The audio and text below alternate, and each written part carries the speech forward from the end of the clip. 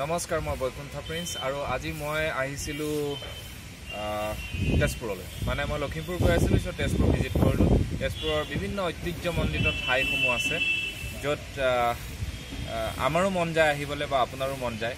So আজি মই আহিলো তেজপুৰ, বিভিন্ন কামৰ মাজত আজি মই তেজপুৰ অকণমান ফুৰিব আহিলো। সো এটা ভিডিঅ' বনাই ল'লো নিজৰ কাৰণে বা আপোনালোকৰ কাৰণে।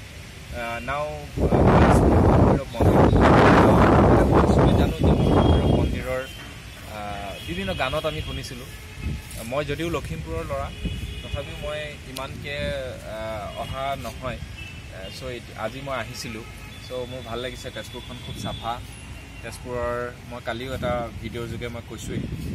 চ' আজি মই এই মহাভৈৰৱ মন্দিৰত আছোঁ। এটা সুন্দৰ পৰিৱেশ।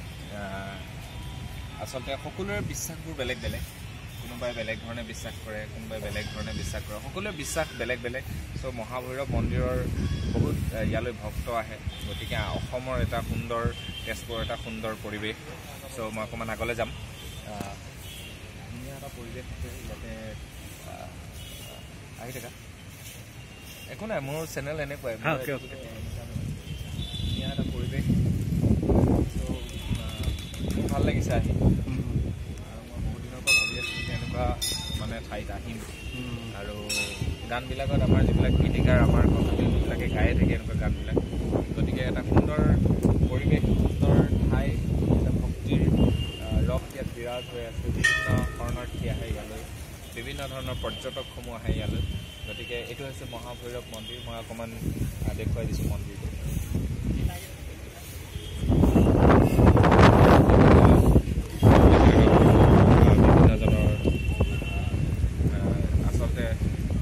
যুৱতীৰ মাজত এনেকুৱা এটা এয়া থাকে যে শিৱক যদি সন্তুষ্ট কৰিব পৰা যায়, তেতিয়া এজন ভাল তেনেকুৱা শিৱৰ দৰে সুঠাম মানে দেহশ্ৰী এজন যুৱক পোৱাৰ যি কল্পনা থাকে, সেই কল্পনা আচলতে মানুহৰ কামনা পূৰ্ণ হয় বুলি কয়। আচলতে সকলোৰে বিশ্বাস বেলেগ বেলেগ, সকলোৰে আৰাধনাৰ পথ বেলেগ বেলেগ।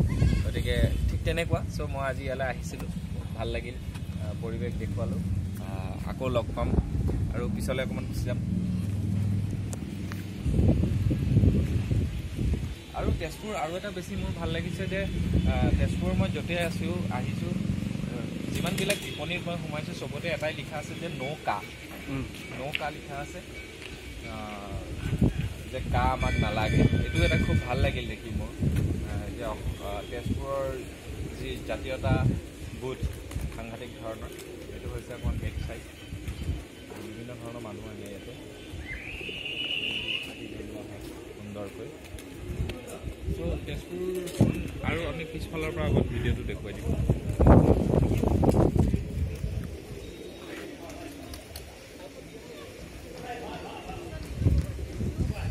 অ'কে, চলো, মই এতিয়া ইয়াৰ পৰা বিদায় ল'ব লাগিব। আমি আকৌ বেলেগ ঠাই ভিজিট কৰিম, কাৰণ মোৰ হাতত আজি এটা দিনেই আছে তেজপুৰত।